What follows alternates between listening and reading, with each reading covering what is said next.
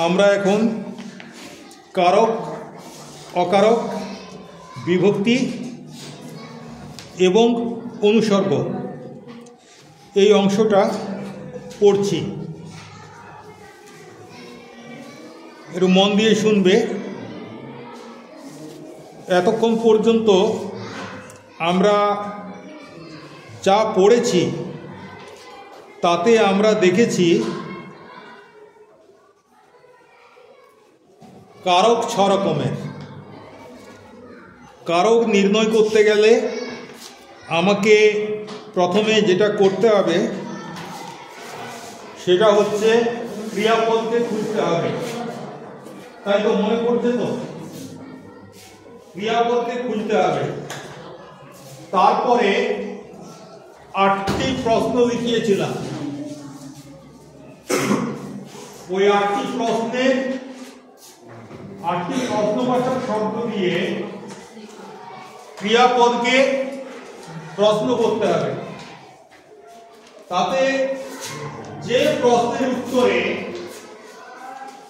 ওই নিম্নরেখ শব্দটি আসবে যার কারক নির্ণয় করতে হবে, যে প্রশ্নের উত্তরে ওই শব্দটা পাবো সেই অনুযায়ী আমরা কারক খুঁজতে পারি। তার জন্য এখানটায় লিখে দিয়েছিলাম ক্রিয়াপদ, এখানে প্রশ্ন, এখানে উত্তর, আর তার পাশে কারকগুলোর নাম লিখে দেওয়া হয়েছিল। এটা প্রথম আমরা শিখেছিলাম।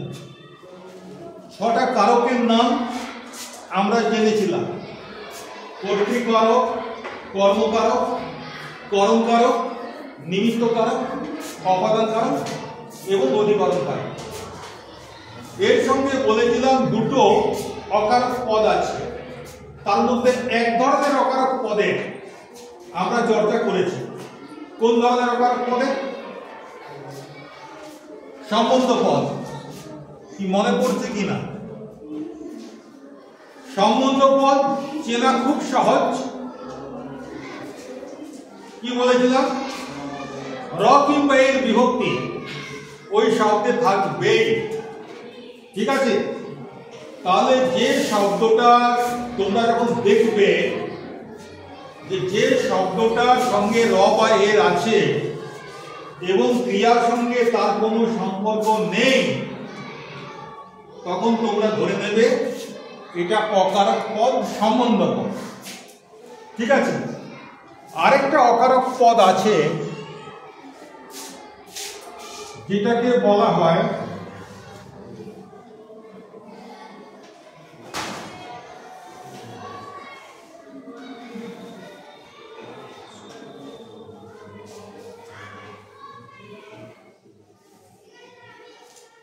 সম্বোধন পদ। কি বললাম? অকারক পদ কয় রকমের? 2 রকমের। কি কি? আগের দিন করেছি সম্বন্ধ পদ, আজকে করছি সম্বোধন পদ। তাহলে অকারক পদ কয় রকমের হলো? কি কি? সম্বন্ধ পদ তো আমরা জেনেছি। সম্বোধন পদটা কি?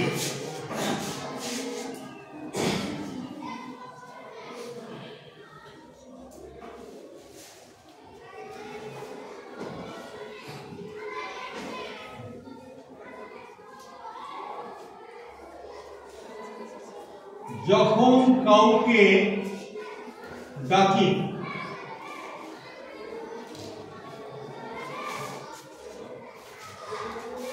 তখন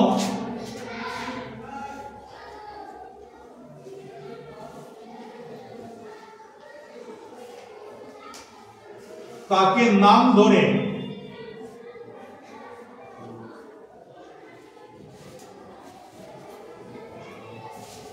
অথবা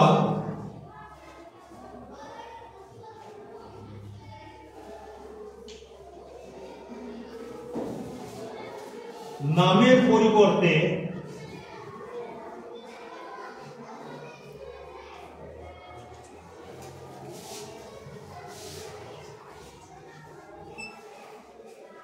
অন্য কোনো শব্দ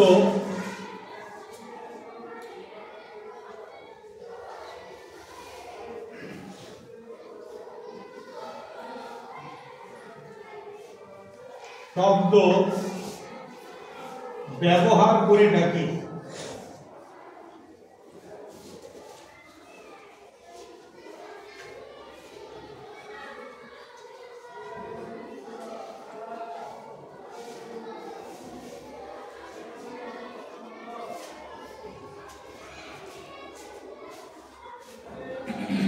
যখন কাউকে ডাকি তখন তাকে তার নাম ধরে ডাকি অথবা নামের পরিবর্তে অন্য কোনো শব্দ ব্যবহার করে ডাকি।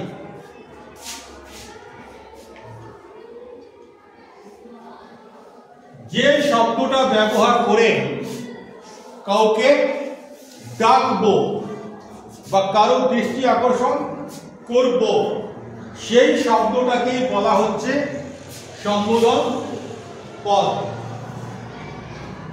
আমরা এগুলো আচ্ছার ব্যবহার করি।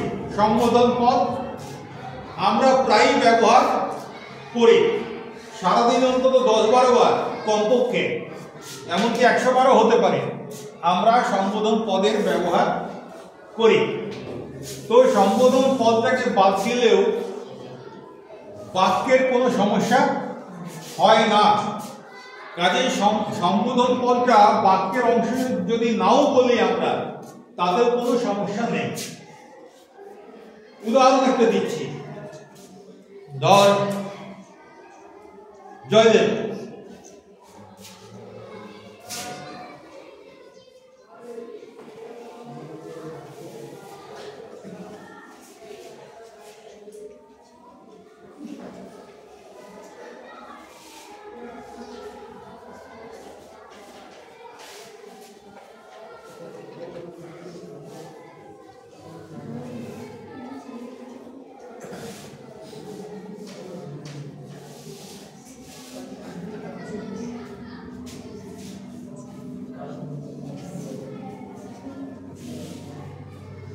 কি লিখলাম?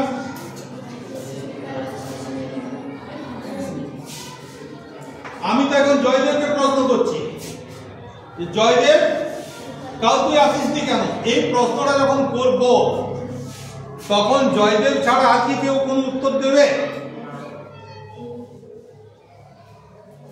জয়দেব ছাড়া আর কি কেউ আমার দিকে তাকাবে? বরং যদি অনেক লোকজন থাকে তারা জয়দেবের দিকেই তাকাবে, ঠিক কিনা? অতএব এই শব্দটা দিয়ে আমি জয়দেবকে ডাকছি, জয়দেবের দৃষ্টি আকর্ষণ করছি। জয়দেব তোর সঙ্গে আমার কিছু দরকার আছে। কি দরকারটা? না তুই কাল আসিসনি কেন, এই উত্তরটা আমাকে দে। ঠিক আছে, তাহলে এইটা এখানে জয়দেব হচ্ছে সম্বোধন পদ।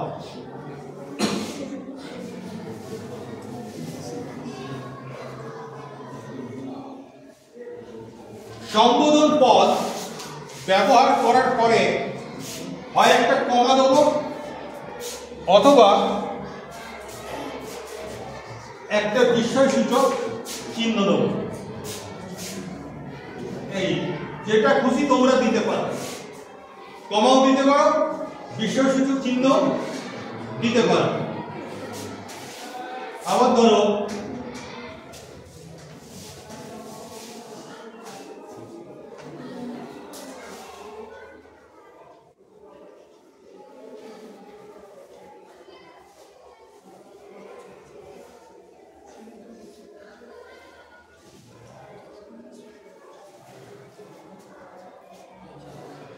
এই ছেলে এদিকে শোন, যখন এটা বলবো তখন আমার হাতের আঙুলটা কোনো একটা দিকে যাবে। এই ছেলে ওঠ,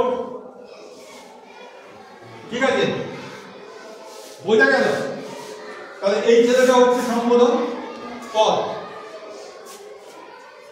মা আমার খুব খিদে পেয়েছে।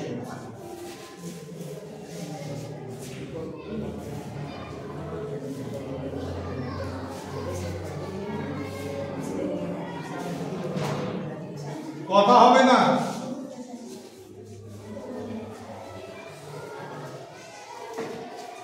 এখানে সম্বোধন পদ আছে কোনটা? মা। মাকে সম্বোধন করে আমি বলছি মা আমার খুব খিদে পেয়েছে। তখন মা বুঝলো আমাকে বলছে এবার আমাকে খেতে দিতে হবে। সম্বোধন পদ দেখবে বাক্যের প্রথমেই থাকে, কিন্তু আমরা বাক্যের পরেও ব্যবহার করতে পারি।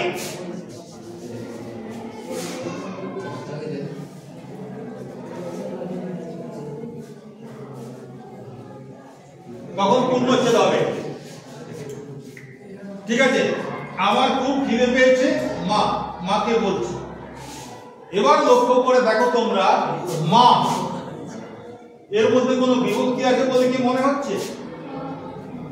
কোনো বিভক্তি তো দেখা যাচ্ছে না। জয়দেব, এতে কোনো বিভক্তি দেখা যাচ্ছে? বিভক্তিগুলো একটু মনে করে নাও। কে, এ, তে, অন্তস্থ, র, এ। তাহলে এখানে কোনো বিভক্তি দেখা যাচ্ছে না। মা, এতে কোনো বিভক্তি দেখা যাচ্ছে না। জয়দেব, এতে কোনো বিভক্তি দেখা যাচ্ছে না। এই ছেলে, এতে কোনো বিভক্তি দেখা যাচ্ছে না। কিন্তু আমরা আগেই বলেছি যে বিভক্তি থাকতেই হবে, নাহলে সেটা পদ হবে না, আর পদ যদি না হয় সে বাক্য গঠন করতে পারবে না। তার মানে আমাদের মনে হচ্ছে বিভক্তি নেই, অথচ বিভক্তি থাকার কথা। তাহলে কি বিভক্তি আছে? তাহলে সম্বোধন পদে সবসময় শূন্য বিভক্তি হয়। ঠিক আছে, সম্বোধন পদে আর কোনো বিভক্তি হবে না। সম্বোধন পদে সবসময় শূন্য বিভক্তি হয়। এরপর আমরা বিভক্তি পড়াতে গিয়ে বা পড়তে গিয়ে আমরা অনুসর্গ কথাটা জেনেছিলাম। অনুসর্গ কি জিনিস?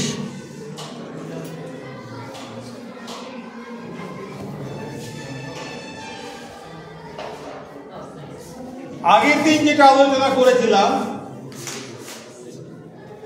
অনুসর্গ হচ্ছে অব্যয় জাতীয় শব্দ। কি বললাম? যেগুলো বিভক্তির মতো কাজ করে।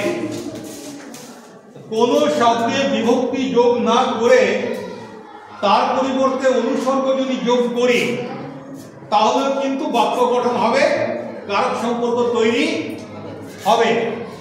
যদিও সব ক্ষেত্রে নয়, কিন্তু অনেক ক্ষেত্রে আমরা এটা করতে পারি। তো আগের দিন তিনটে অনুসর্গ আমরা চর্চা করেছিলাম। কি কি মনে আছে? তিনটে অনুসর্গ ব্যবহার করেছিলাম। আগের ক্লাসের ভিডিওটা দেখে নেবে। একটা হচ্ছে করণ কারকের জন্য দিয়ে, একটা করেছিলাম নিমিত্ত কারকের জন্য জন্য, আরেকটা করেছিলাম অপাদান কারকের জন্য থেকে।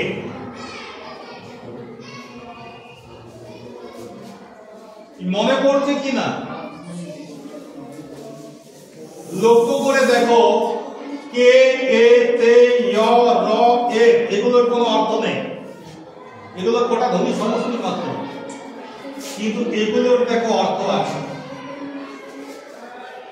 এগুলো শব্দ, পুরো প্রস্তুত। এগুলো শব্দ। এগুলো কি ধরনের শব্দ? না, এগুলো হচ্ছে অব্যয় পদ।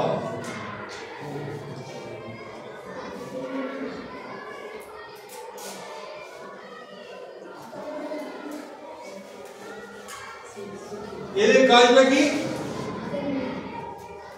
বিভক্তি যে কাজ করে এরাও সেই কাজই করে।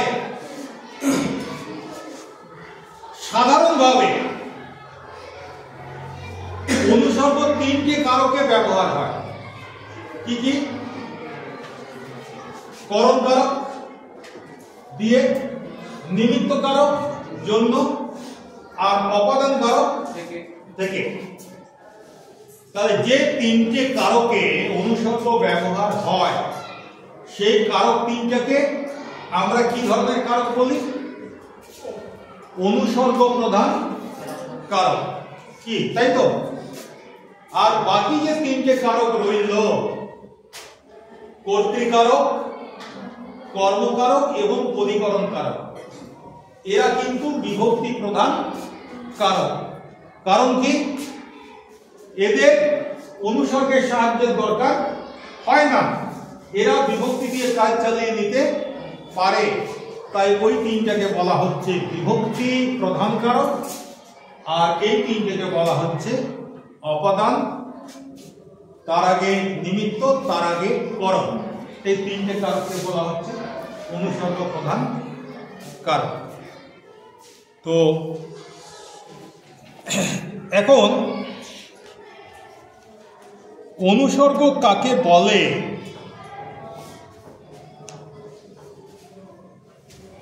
এটা কালকে আমরা চর্চা করেছি।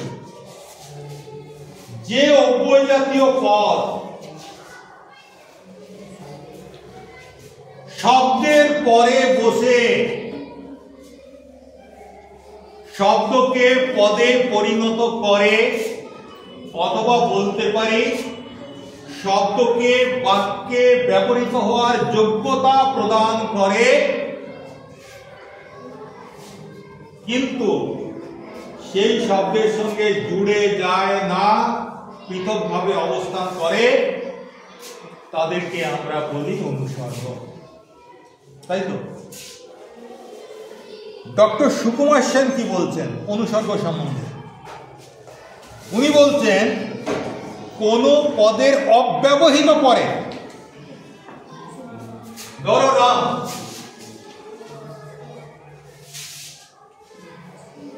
এটা একটা পদ, তারপরে ধরো এখানে একটা শব্দ থাকবে, এখানে একটা শব্দ রইল, রামের পরে বসবে অনুসর্গ। সুকুমার সেন কি বলছেন?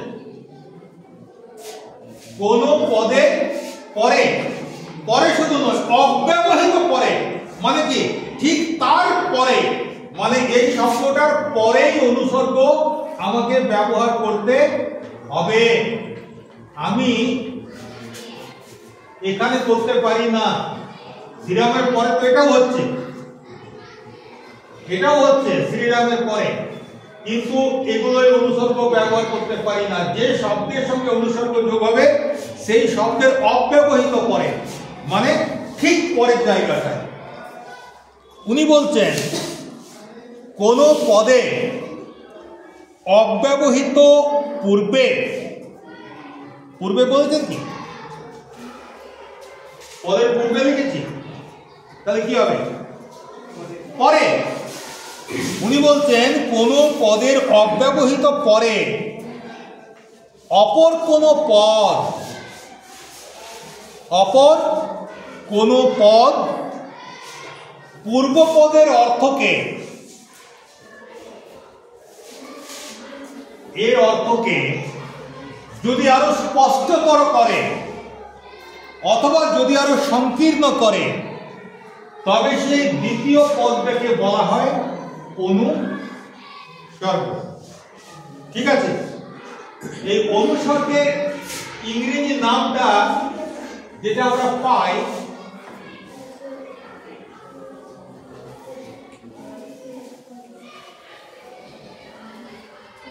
Post position. তোমরা এরকম একটা শব্দ পেয়েছো প্রিপজিশন। প্রিপজিশন কি হয়?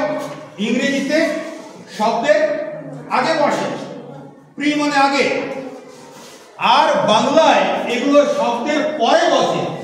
শব্দের পরে এরা বসে বলে এদের নাম হচ্ছে পোস্ট পজিশন। পরে বসে বলে এর বাংলায় আরেকটা নাম হচ্ছে পরসর্গ। পরসর্গ। তাহলে অনুসর্গকে ইংরেজিতে বলা হয় পোস্ট পজিশন, আর অনুসর্গের বাংলা ভাষায় আরেকটা নাম আছে, সেটাকে বলা হয় পরসর্গ।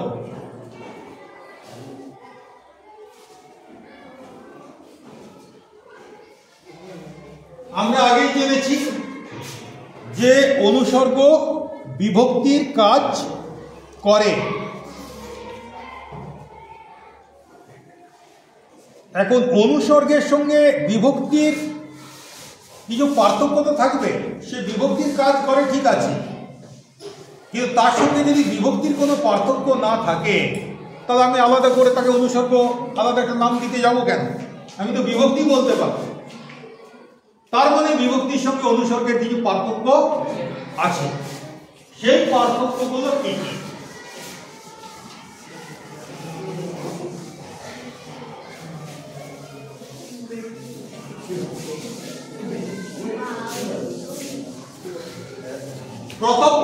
প্রথম পার্থক্য দেখো,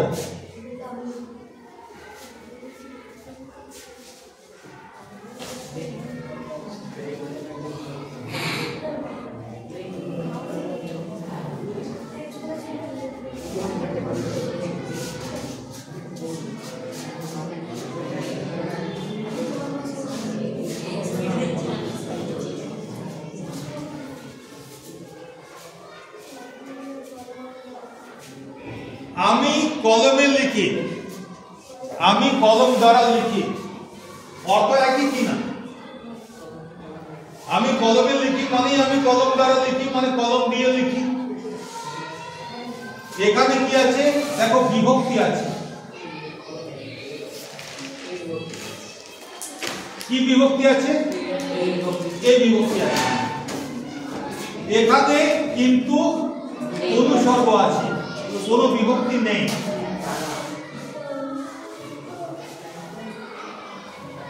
তাহলে প্রথম তফাৎটা দেখো,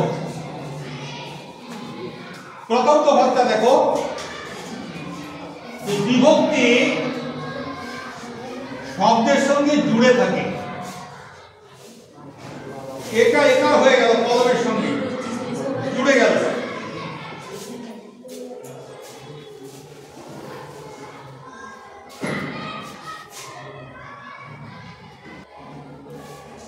আমরা দেখতে পেলাম যে বিভক্তি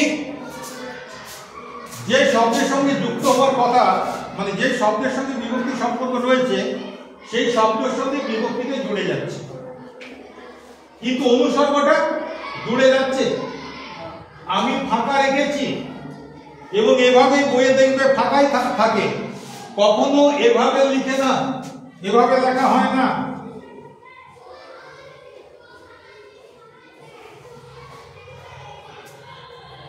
কোথাও দেখতে পাবে না।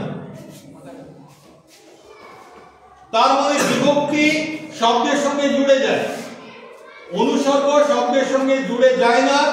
সে শব্দের পরে পৃথকভাবে নিজের স্বাধীন সত্তা নিয়ে অবস্থান করে। তাহলে অনুসর্গ জুড়ে দেয়, বিভক্তি জুড়ে যায়।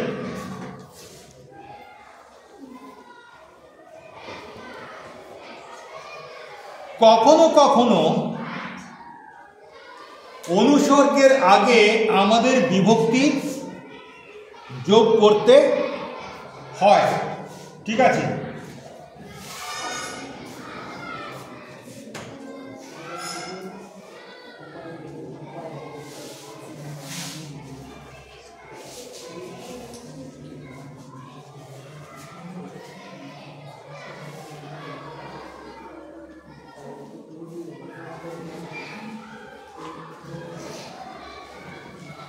কি জন্য বা কার জন্য বা কি উদ্দেশ্যে, এই প্রশ্নের উত্তর যে শব্দটি পগতে পেতে নিমিত্ত কারণ। কার জন্য কিনছি? রামের জন্য। তাহলে রামের জন্যটা নিমিত্ত কারণ, জন্য অনুসর্গটা রয়েছে। কিন্তু দেখো অনুসর্গ থাকলেও তার আগে একটা বিভক্তিও কিন্তু রয়েছে।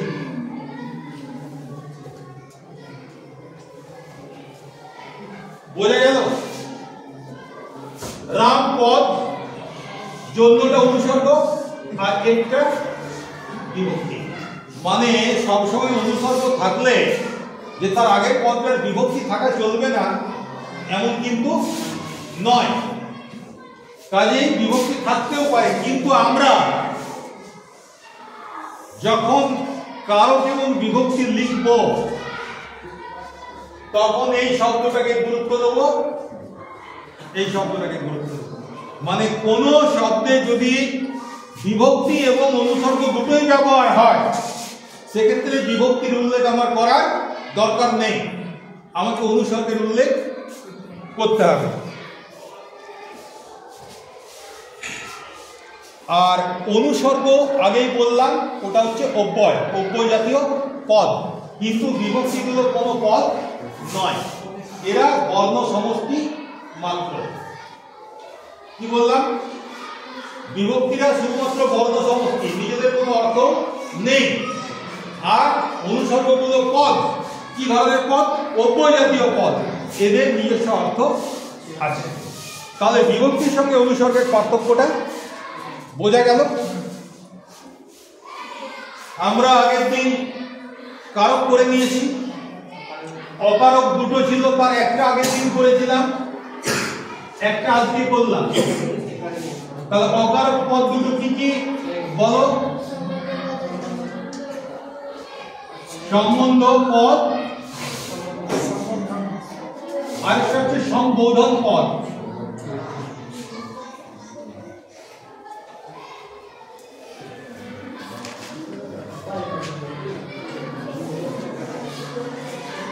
তাই তো সম্বন্ধ পদে কোন বিভক্তিগুলো ব্যবহার হয়? র কে। সম্বোধন পদে কি বিভক্তির ব্যবহার হয়?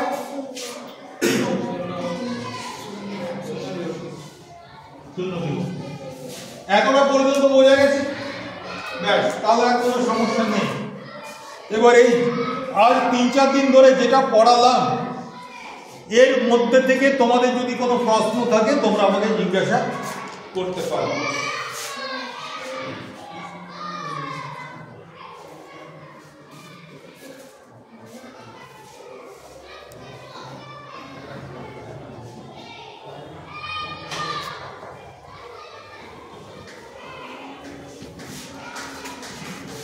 কারো কোনো প্রশ্ন আছে? প্রশ্ন নেই? তার মানে কি আমরা সব বুঝে গেছি না একেবারে কিছুই বুঝিনি? মানে প্রশ্ন কাদের কাদের থাকে না? যারা কিছুই বুঝে না তাদের প্রশ্ন থাকে না, আর যারা সব বুঝে গেছে তাদের প্রশ্ন থাকে না। তো আমি কোনটা বুঝবো?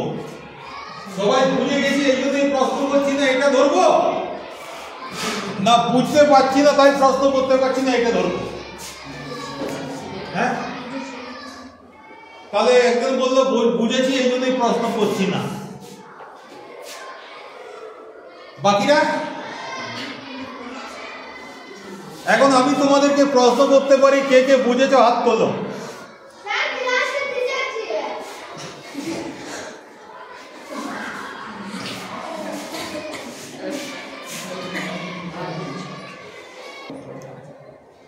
তো আমি যদি জিজ্ঞাসা করি যে কে কে বুঝেছো হাত তোলো, তখন দেখা যাবে অনেকেই হাত তোলেনি। এরপর যদি জিজ্ঞাসা করি কে কে বোঝনি হাত তোলো, তখনও দেখা যাবে যে তারা হাত তোলেনি। এটাই হয়। তো সেই জন্য কে কে বুঝেছো এটা আমি জিজ্ঞেস করবো না, আমি তোমাদেরকে একটা জিজ্ঞাসা করব, এটা যদি উত্তর দিতে পারো জানবো তোমরা বুঝেছো।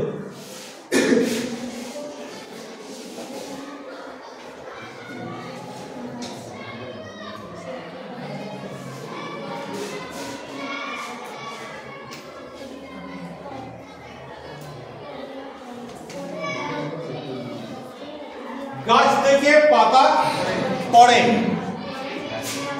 এবারে ক্রিয়াপদ কোনটা বলো তোমরা? সুন্দর।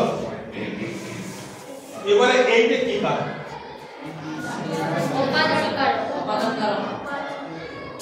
এবারে যদি বলি কারক বিভক্তি নির্ণয় করো, কি উত্তর দেবে?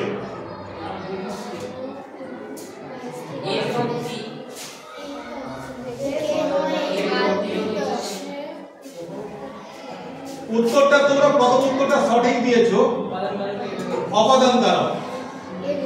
কিন্তু আমি তোমাদেরকে বলেছি যে কারক বিভক্তি নির্ণয় করো, তাহলে অপাদান কারকে কি বিভক্তি আছে এটা তোমাদেরকে বলতে হবে। কতটা আন্ডারলাইন করা আছে? তার মানে এখানে বিভক্তি নেই, কি আছে? অনুসর্গ আছে। কি অনুসর্গ? দেখি অনুসর্গ। আমার অর্ধেকের চেয়ে বেশি ছেলে মেয়ে এটা উত্তর দিতে পারলো, তার মানে মোটামুটি ধরে নিতে পারি যে তোমরা বুঝেছো। তাহলে উত্তর আমার কি হলো? গাছ থেকে পাতা পড়ে কারক বিভক্তি যদি নির্ণয় করতে হয় তখন আমাকে বলতে হবে অপাদান কারকে থেকে অনুসরণ কর। এবার পাতা এইটার কারক বিভক্তি নির্ণয় কর। ক্রিয়া তো এটা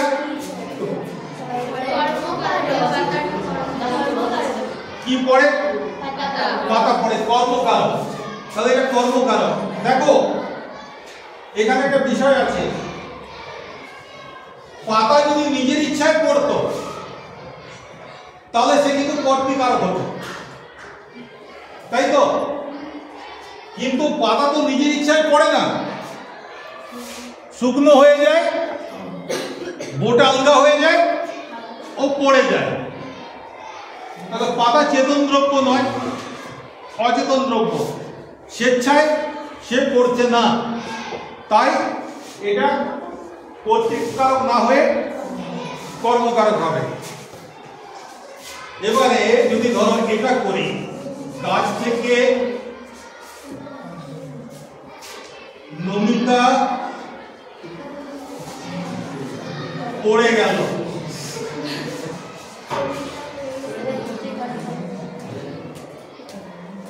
এটা অপাদান কারক। এই নমিতা পড়ে গেল, নমিতা কিন্তু একটা ব্যক্তি, সে কায়দা করতে গাছে উঠেছিল এবং পড়ার ইচ্ছা না থাকলেও সে পড়ে গেল, কাজে এইটা তখন হয়ে যাবে কর্তৃকারক। মানে নমিতার বেলায় কর্তৃকারক চেতন বস্তুর বেলায়, আর অচেতন বস্তুর বেলায় এটাই হয়ে যায় কর্মকারক। ঠিক আছে, তাহলে আজকে এই পর্যন্তই। একটু মন দিয়ে পড়ো।